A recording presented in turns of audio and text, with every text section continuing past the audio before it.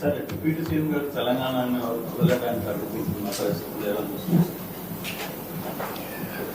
అంటే ఇది కూడా కరెక్ట్ కాదు. ఇప్పుడు నేను తమిళనాడులో పోయి క్యాంపెయిన్ చేయవచ్చా? తమిళనాడుకు శివకుమార్ కూడా వచ్చాడు. ఆల్ ఇండియా లీడర్సే కాకుండా అందరూ వచ్చారు.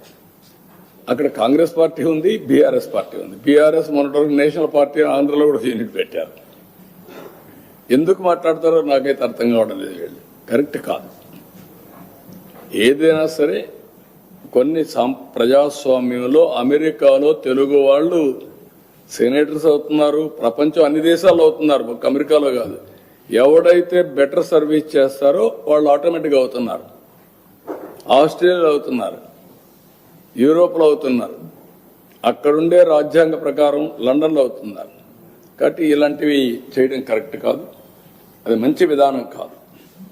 పోటీ పడవలసింది ప్రజా చైతన్యంలో పోటీ పడాలి, ప్రజలకు మెరుగైన సేవలు అందించాలి, వాళ్ళని ఎంపవర్ చేయాలి. ఇలాంటివి మాట్లాడి లేనిపోని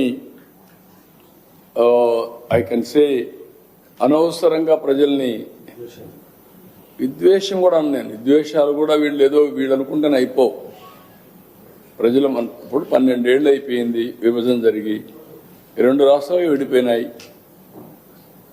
ఎవరెవరు ఎంత కాంట్రిబ్యూట్ చేశారో అక్కడే ప్రజలకు తెలుసు.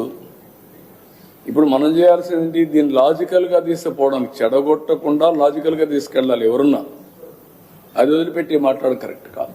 Please subscribe to Leo news for more videos.